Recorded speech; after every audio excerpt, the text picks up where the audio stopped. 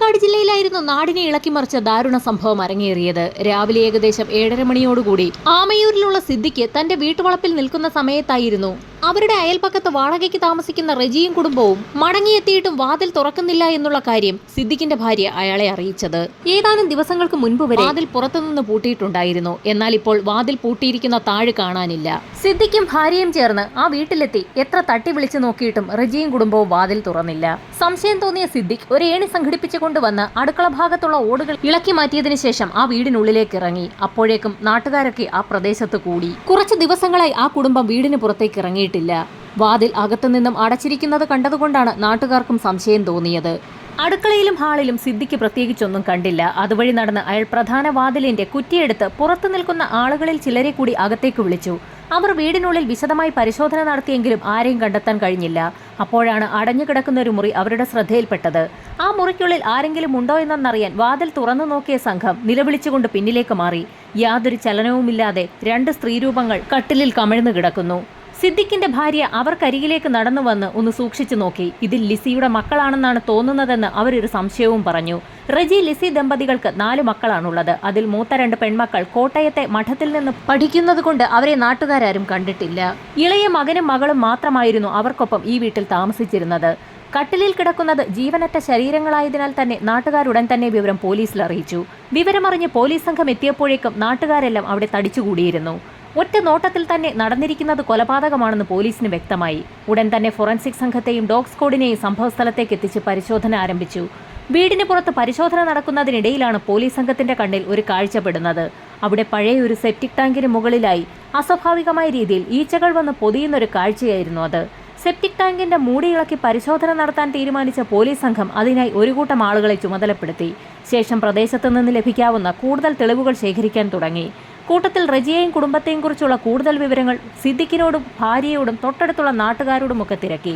കോട്ടയത്തെ മഠത്തിൽ പഠിക്കുന്ന പെൺകുട്ടികളുടെ ഫോട്ടോ ഒരിക്കൽ റജിയുടെ ഭാര്യ ലിസി സിദ്ദിഖിന്റെ ഭാര്യയെ കാണിച്ചിട്ടുണ്ട്. അതുകൊണ്ടാണ് സിദ്ദിഖിന്റെ ഭാര്യയ്ക്ക് പെൺകുട്ടികളെ കണ്ടപ്പോൾ ഒരു മുഖപരിചയം തോന്നാൻ കാരണം. റജിയും ഭാര്യയും ഇളയ 2 മക്കളും അവിടെ താമസിക്കുന്ന സമയത്താണ് 2 ആഴ്ചകൾക്ക് മുൻപ് റജിയുടെ ഭാര്യ ലിസി കോട്ടയത്തേക്ക് പോയത്. 2 ആഴ്ചയായിട്ടും ലിസിയെ കാണാത്ത സാഹചര്യത്തിൽ സിദ്ദിഖിന്റെ ഭാര്യ അവരുടെ കുട്ടികളോട് അന്വേഷിച്ചപ്പോഴായിരുന്നു ലിസി കോട്ടയത്തേക്ക് പോയ വിവരം കുട്ടികൾ പറയുന്നത്. റബ്ബർ വെട്ടിക്കൊണ്ടിരുന്ന റജി ആ സമയത്ത് അവിടേക്ക് കടന്നു വരികയും ഏതാനും ദിവസങ്ങൾക്ക് ശേഷം താനും മക്കളും കൂടി കോട്ടയത്തേക്ക് ലിസിയുടെ അടുത്തേക്ക് പോകുമെന്നും ശേഷം കോട്ടയത്തുള്ള തങ്ങളുടെ മൂത്ത 2 മക്കളെയും കൂടി ഇവിടേക്ക് കൊണ്ടുവരുമെന്നും റജി ആ സമയത്ത് സിദ്ദിഖിന്റെ ഭാര്യയോട് പറഞ്ഞിരുന്നു. അങ്ങനെ ഏതാനും ദിവസങ്ങൾക്ക് ശേഷം ഒരു വൈകുന്നേരം ചോറ് കഴിക്കുന്നതിനായി കുറച്ച് കറി തരുമോ എന്ന് ആവശ്യപ്പെട്ടുകൊണ്ട് റജി സിദ്ദിഖിന്റെ വീട്ടിലെത്തിയിരുന്നു. ഭാര്യയും മക്കളും മടങ്ങി വന്നില്ലേ എന്ന് അന്ന് സിദ്ദിഖിന്റെ ഭാര്യ റജിയോടും ചോദിച്ചിരുന്നു. ലിസിയും 4 മക്കളും അവരുടെ അമ്മാവനോടൊപ്പം ഏതാനും ദിവസങ്ങൾക്ക് ശേഷം ഇങ്ങോട്ടേക്ക് മടങ്ങിയെത്തുമെന്നും അപ്പോൾ അയാൾ മറുപടിയും പറഞ്ഞിരുന്നു. ശേഷം സിദ്ദിഖിന്റെ ഭാര്യ അവരുണ്ടാക്കിയ കൂണുകറിയിൽ ഒരൽപ്പം റജിക്ക് കൊടുത്തു വിടുകയും ചെയ്തു. പിറ്റേ ദിവസം റജി റബ്ബർ വെട്ടുന്നതിനായി ആ പരിസരത്തൊക്കെ തന്നെ ഉണ്ടായിരുന്നു. അത് കഴിഞ്ഞ് അയാളെ കണ്ടതുമില്ല.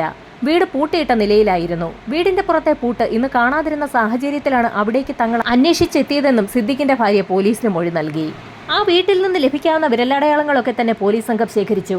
നിലവിൽ റജിയെയും ഭാര്യ ലിസിയെയും അവരുടെ ഇളയ 2 മക്കളെയും കാണുവാനില്ല. മൂത്ത 2 പെൺമക്കളാകട്ടെ മരിച്ച നിലയിൽ വീട്ടിൽ കിടക്കുന്നു. പോലീസിനാകെ സംശയമായി. പ്രദേശവാസികളെയെല്ലാം ചോദ്യം ചെയ്തു. അപ്പോഴാണ് ഒരു സ്ത്രീയിൽ നിന്നും ഒരു നിർണായക വിവരം പോലീസിന് ലഭിക്കുന്നത്. ആ സ്ത്രീയുടെ ഭർത്താവ് കോയമ്പത്തൂരിലാണ് ജോലി ചെയ്യുന്നത്. വളരെ വൈകിയാണ് അയാൾ വീട്ടിലേക്ക് എത്താറുള്ളത്. സംഭവം നടന്ന അന്ന് രാത്രിയിൽ ഏകദേശം 9 മണിയോടുകൂടി ഒരു ഓട്ടോ വന്ന് നിൽക്കുന്ന ശബ്ദം കേട്ട് തന്റെ ഭർത്താവാണെന്ന് കരുതിയ സ്ത്രീ വീടിന് പുറത്തേക്കിറങ്ങി നോക്കിയപ്പോൾ റജിയും 2 പെൺമക്കളും ഓട്ടോയിൽ നിന്നിറങ്ങുന്നത് അവർ ശ്രദ്ധിച്ചിരുന്നു. പിറ്റേ ദിവസമാണ് റജികുമാറിന്റെ മൂത്ത 2 പെൺമക്കളും മരിച്ച വിവരം അവരറിയുന്നത്. ശരിക്കും നിർണായകമായൊരു വിവരമാണ് പോലീസിന് ലഭിച്ചിരിക്കുന്നത്. സംഭവം നടക്കുന്നതിന്റെ തലേദിവസം രാത്രിയിൽ പെൺമക്കൾക്കൊപ്പം റജി വീട്ടിലെത്തിയിട്ടുണ്ട്. പിറ്റേ ദിവസം പെൺമക്കളെ മരിച്ച നിലയിൽ കണ്ടെത്തി. അങ്ങനെയെങ്കിൽ റജികുമാർ എവിടെ പോയി? കോട്ടയം മേഖലയിലേക്ക് റജികുമാറിനെ അന്വേഷിക്കാൻ ഒരു സംഘം പുറപ്പെട്ടു. ഇതോടൊപ്പം തന്നെ റജിയെക്കുറിച്ച് കൂടുതൽ അന്വേഷിക്കാനും അയാളുമായി കോണ്ടാക്റ്റുള്ള എല്ലാ വ്യക്തികളെയും കണ്ടുപിടിക്കാനുമായും കോട്ടയം പോലീസിന് നിർദ്ദേശം ലഭിച്ചു. കോട്ടയത്ത് റജികുമാറുമായി കണക്ട് ചെയ്ത് പല ബന്ധുക്കളുടെയും വീടുകളിൽ പോലീസ് സംഘം എത്തി അന്വേഷണം നടത്തി. എന്നാൽ റജികുമാറും ഭാര്യയോ അവർക്കൊപ്പമുണ്ടായിരുന്ന ആ 2 മക്കളോ അവിടെയെങ്ങും എത്തിയിട്ടില്ല എന്നാണ് ബന്ധുക്കളുടെ ഭാഗത്തു നിന്നും അറിയാൻ കഴിഞ്ഞത്. അങ്ങനെയെങ്കിൽ ആ 4 സംഘം എവിടെ പോയി? മൂത്ത 2 പെൺമക്കളെയും കൊലപ്പെടുത്തിയ ശേഷം 4 സംഘം അവിടെ നിന്നും സ്ഥലം വിട്ടതാണോ എന്ന് പോലും പോലീസ് സംശയിച്ചു. നാട്ടുകാരോട് വിവരം തിരക്കുമ്പോഴാണ് റജിയെക്കുറിച്ച് കൂടുതൽ വിവരങ്ങൾ പോലീസിന് ലഭിക്കുന്നത്. റെജി ഒരു BSc കെമിസ്ട്രിക്കാരനാണ്. കൂടാതെ കമ്പ്യൂട്ടർ ആപ്ലിക്കേഷനിൽ പോസ്റ്റ് ഗ്രാജുവേറ്റ് ഡിപ്ലോമ നേടിയതിനു ശേഷം ഒരു വക്കീലിന്റെ ബെഞ്ച് ക്ലർക്കായി വർക്ക് ചെയ്യുകയായിരുന്നു. കുറേ വർഷമായി ബെഞ്ച് ക്ലർക്കായി വർക്ക് ചെയ്തിരുന്ന റജികുമാർ പിന്നീട് ആമയൂരിലെത്തി ടാപ്പിംഗ് തൊഴിലാളിയായി മാറുകയായിരുന്നു. ബെഞ്ച് ക്ലർക്കായിരുന്ന ഒരാൾ എന്തിന് ടാപ്പിംഗ് തൊഴിലാളിയായി മാറണം? പോലീസിന് സ്വാഭാവികമായും സംശയമുയർന്നു. റജികുമാറിന്റെ സ്വഭാവത്തിൽ അസ്വാഭാവികതയുണ്ടെന്നുള്ള ബന്ധുക്കളുടെ മൊഴിയനുസരിച്ച് പോലീസ് വീണ്ടും റജിയുടെ വീടിനുള്ളിൽ പരിശോധന നടത്തിയപ്പോൾ അവിടെ ഒരു മൽപ്പിടുത്തം നടന്നതിന്റെ ലക്ഷണങ്ങളൊക്കെ തന്നെ കണ്ടെത്തി. ഈ സമയത്താണ് പുറത്ത് സെപ്റ്റിക് ടാങ്കിന്റെ മൂടികളക്കിയ തൊഴിലാളികൾ അലറി വിളിച്ച് കരഞ്ഞുകൊണ്ട് അവിടേക്ക് ഓടിയെത്തിയത്. സെപ്റ്റിക് ടാങ്കിനുള്ളിൽ നിന്നും രൂക്ഷമായ ഗന്ധം വമിക്കുന്നുണ്ട്. അതിനുള്ളിൽ എന്തോ ഉണ്ടെന്ന് അവർ പറഞ്ഞു. പോലീസ് സംഘം നടത്തിയ പരിശോധനയിൽ ടാങ്കിനുള്ളിൽ നിന്ന് ഒരു ഡെഡ് ബോഡി കണ്ടെത്തി. വിവരമറിഞ്ഞ് DYSP ഉൾപ്പെടെയുള്ള സംഘം അങ്ങോട്ടേക്കെത്തി. സെപ്റ്റിക് ടാങ്കിൽ നിന്നും ബോഡി പുറത്തെടുത്ത് കിടത്തിയപ്പോൾ അതൊരു സ്ത്രീയുടേതാണെന്ന് മനസ്സിലായി. സിദ്ദിഖിന്റെ ഭാര്യ അപ്പോൾ തന്നെ ആ ബോഡി തിരിച്ചറിഞ്ഞു. അത് റജിയുടെ ഭാര്യ ലിസിയാണ്. മൃതദേഹം പാതി അഴുകിയ നിലയിലായിരുന്നു. നാട്ടുകാരും പോലീസും ഒരുപോലെ അമ്പരന്നു. ഈ സമയത്താണ് മുറിയിൽ കൊല്ലപ്പെട്ട് കിടക്കുന്ന പെൺമക്കളുടെ ഇൻക്വസ്റ്റ് നടപടികൾ പൂർത്തിയാക്കിയ വിദഗ്ധ സംഘം പോലീസിനോട് ഒരു കാര്യം പറയുന്നത്. കൊല്ലപ്പെട്ട് കിടക്കുന്ന 2 പേരിൽ മൂത്തയാൾ മരിക്കുന്നതിന് മുൻപ് അതിക്രൂര പീഡനത്തിന് ഇരയായിട്ടുണ്ട്. റജിയുടെ ഭാര്യയും മക്കളെയും ആരെങ്കിലും ഇല്ലാതാക്കിയതാണോ എന്നുവരെ പോലീസിന് സംശയം തോന്നി. അങ്ങനെയെങ്കിൽ റജികുമാറും ഇളയ 2 മക്കളും എവിടെ പോയി? ആ ചോദ്യത്തിനുള്ള ഉത്തരം അന്ന് വൈകുന്നേരം തന്നെ പോലീസിന് ആ വീടിന്റെ കോമ്പൗണ്ടിൽ നിന്ന് തന്നെ കിട്ടി. നാട്ടുകാരുടെ സഹായത്തോടുകൂടി പോലീസ് ആ പ്രദേശമാകെ വിശദമായി നരിച്ചു പറക്കി. സിദ്ദിഖിന്റെ ഉടമസ്ഥതയിലുള്ള റബ്ബർ തോട്ടം അരിച്ചു പറക്കുന്നതിനിടയിലാണ് കാട് പിടിച്ച ഒരു ഭാഗത്ത് 2 പ്ലാസ്റ്റിക് ചാക്കുകൾ കിടക്കുന്നത് അവരുടെ ശ്രദ്ധയിൽപ്പെടുന്നത്. ചാക്കുകൾ അഴിച്ച പോലീസ് സംഘവും നാട്ടുകാരും ഞെട്ടി. ആ 2 ചാക്കുകെട്ടുകൾക്കുള്ളിൽ ഇളയ മക്കളായ അമലും അമന്നയുമായിരുന്നു. മൃതദേഹങ്ങൾ അഴുകി തുടങ്ങിയിട്ടുണ്ട്. ഒരു വീട്ടിലെ 5 പേര് മരണപ്പെട്ടിരിക്കുന്നു. അങ്ങനെയെങ്കിൽ റജികുമാർ കൊല്ലപ്പെട്ട് കാണാൻ സാധ്യതയുള്ളതിനാൽ റജികുമാറിന്റെ ബോഡിക്ക് വേണ്ടിയും പോലീസ് തിരച്ചിൽ നടത്തി. ഡോഗ് സ്ക്വാഡിനെ ഉപയോഗിച്ച് പരിശോധന നടത്തിയിട്ടും റജിയുടെ മൃതദേഹം മാത്രം കണ്ടുകിട്ടിയില്ല. ഇതിനിടയിൽ റജിയുടെ മൊബൈൽ ഫോൺ കേന്ദ്രീകരിച്ച് നടത്തിയ അന്വേഷണത്തിൽ അയാളുടെ മൊബൈൽ ആക്റ്റീവാണെന്ന് കണ്ടെത്തി. പാലാ, കോട്ടയം മേഖലകളിലായിരുന്നു ടവർ ലൊക്കേഷൻ. ഇതോടുകൂടി 5 പേരെയും കൊലപ്പെടുത്തിയത് റജികുമാർ തന്നെയാണോ എന്ന് പോലീസിന് സംശയം തോന്നി. ഒരുപക്ഷെ റജികുമാറിനെയും കൊലപ്പെടുത്തിയ ശേഷം കൊലപാതകി ആ മൊബൈൽ ഫോൺ കൈവശം വെച്ചിരിക്കുകയാണോ എന്നുള്ള പോസിബിലിറ്റിയും പോലീസ് പരിശോധിച്ചു. പോലീസ് കണ്ടെത്തിയ 5 മൃതദേഹങ്ങളും ഇൻക്വസ്റ്റ് നടപടികൾ പൂർത്തിയാക്കി പോസ്റ്റ്മോർട്ടത്തിനായി തൃശൂർ മെഡിക്കൽ കോളേജിലേക്ക് അയച്ചു. ഇതോടൊപ്പം തന്നെ റജികുമാറിനായുള്ള തിരച്ചിൽ ഊർജിതമാക്കി. ഈ സമയത്താണ് കോട്ടയം പോലീസ് സ്റ്റേഷനിലേക്ക് ഒരു ഫോൺ കോൾ എത്തുന്നത്. ഗാന്ധിനഗർ ബസ് സ്റ്റാൻഡിൽ റജികുമാറിനെ കണ്ടു എന്നായിരുന്നു വിളിച്ച വ്യക്തി പറഞ്ഞത്. വിവരമറിഞ്ഞ് ബസ് സ്റ്റാൻഡിലെത്തിയ പോലീസ് സംഘം റജികുമാറിനെ കൈയോടെ തന്നെ പിടികൂടി. കോട്ടയത്ത് നിന്നും ബസ്സിൽ കയറി എങ്ങോട്ടോ രക്ഷപ്പെടാനിരുന്ന റജികുമാർ പോലീസ് കസ്റ്റഡിയിലാവുകയായിരുന്നു. അറസ്റ്റ് ചെയ്ത റജികുമാറിനെ മജിസ്ട്രേറ്റിന് മുൻപിൽ ഹാജരാക്കി പോലീസ് കസ്റ്റഡിയിലെടുത്ത് ചോദ്യം ചെയ്യൽ ആരംഭിച്ചു. കസ്റ്റഡിയിലെടുത്ത റജികുമാറിന്റെ വിരലടയാളങ്ങൾ ആദ്യം തന്നെ പോലീസ് പരിശോധിച്ചു. ആ വീട്ടിൽ നിന്നും ആകെ ഒരാളുടെ ഫിംഗർ പ്രിന്റ് മാത്രമാണ് ലഭിച്ചത്. അത് റജികുമാറിന്റേത് തന്നെയെന്ന് തെളിയിക്കാൻ പോലീസിന് അധിക സമയം വേണ്ടി വന്നില്ല. ചോദ്യം ചെയ്യലിൽ റജിയുടെ മൊഴികളിലെല്ലാം വൈരുദ്ധ്യം കണ്ടെത്തി.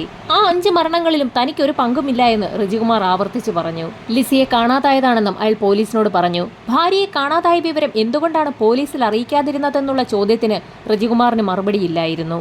മക്കൾ കൊല്ലപ്പെട്ട വിവരം അറിഞ്ഞിട്ടും ആമയൂരിലേക്ക് എന്തുകൊണ്ട് എത്തിയില്ല എന്നുള്ള ചോദ്യത്തിന് റജികുമാർ മറുപടി പറഞ്ഞിട്ടും അതൊന്നും പോലീസ് വിശ്വാസത്തിലെടുത്തില്ല. മറ്റു ചില കാര്യങ്ങളുമായി ബന്ധപ്പെട്ട് അയാൾ കോട്ടയത്തേക്ക് പോയ കാരണത്താലാണ് നാട്ടിൽ നടന്ന വിവരങ്ങളൊന്നും അറിയാതെയിരുന്നതെന്നും അയാൾ പോലീസിന് മൊഴി നൽകി. ഈ സമയത്താണ് വളരെ നിർണായകമായ ഒരു കാര്യം പോലീസിനെ തേടിയെത്തുന്നത്. റജിയുടെ സ്പേമും കൊല്ലപ്പെട്ട മൂത്തയാളുടെ ശരീരത്തിൽ നിന്ന് കളക്ട് ചെയ്ത സ്പേമും തമ്മിൽ മാച്ച് ചെയ്യുന്നു. എന്നാൽ ഇക്കാര്യം പൂർണ്ണമായും റജി നിഷേധിച്ചു.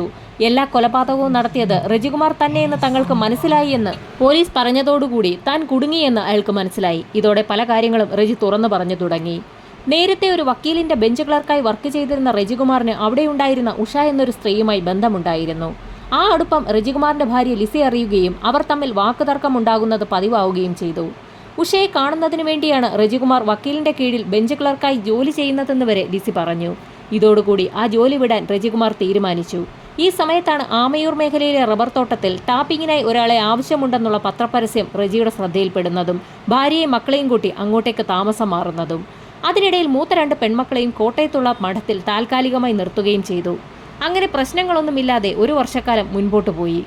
അങ്ങനെയിരിക്കെ ഒരു ദിവസം റജികുമാറിന്റെ ഫോണിലേക്ക് ഉഷയുടെ ഒരു കോൾ വന്നു.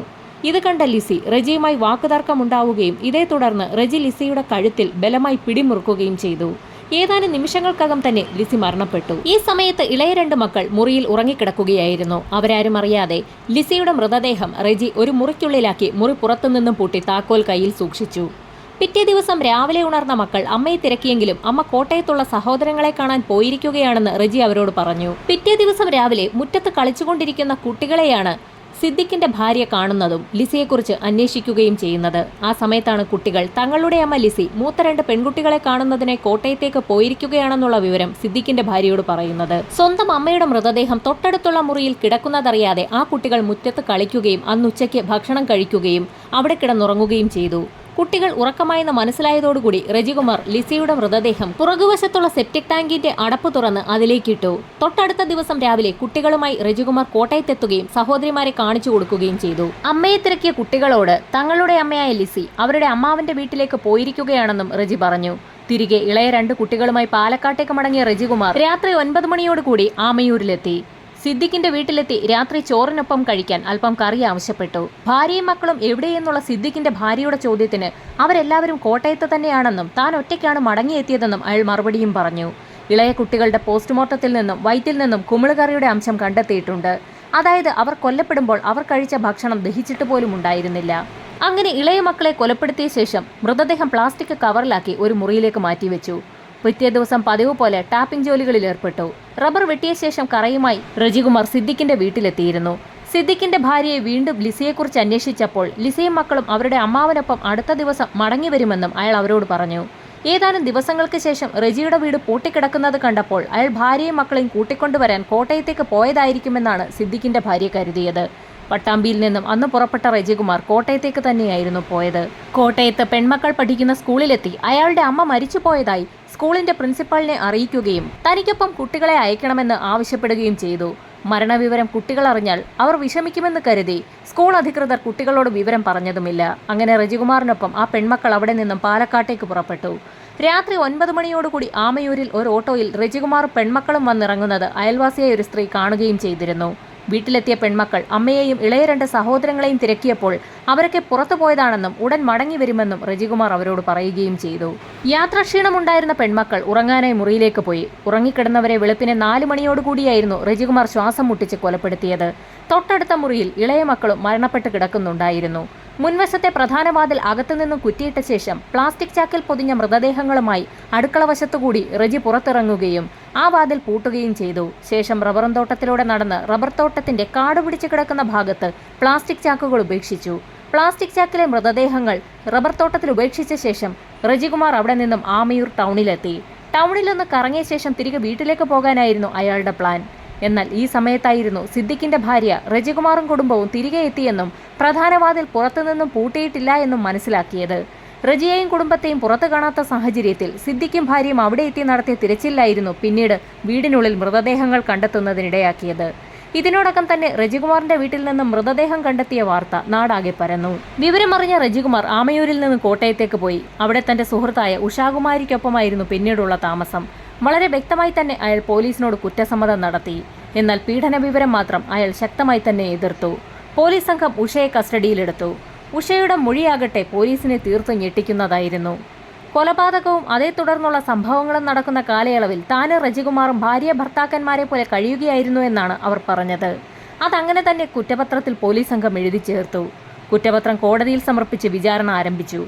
വാദപ്രതിവാദങ്ങൾക്കൊടുവിൽ പാലക്കാട് സെഷൻസ് കോടതി ജഡ്ജ് കാര്യകാരണ സഹിതം ഒന്നൊന്നായി പറഞ്ഞുകൊണ്ട് തന്നെ റജികുമാറിന് വധശിക്ഷ വിധിച്ചു.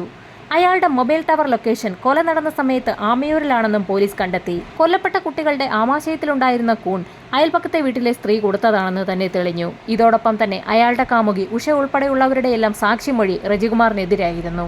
അങ്ങനെയായിരുന്നു കോടതി അയാൾക്ക് വധശിക്ഷ വിധിച്ചത്. വധശിക്ഷയ്ക്കെതിരെ ഹൈക്കോടതിയിൽ റജികുമാർ അപ്പീലിന് പോയെങ്കിലും ഹൈക്കോടതിയും റജിയുടെ വധശിക്ഷ ശരിവെച്ചു.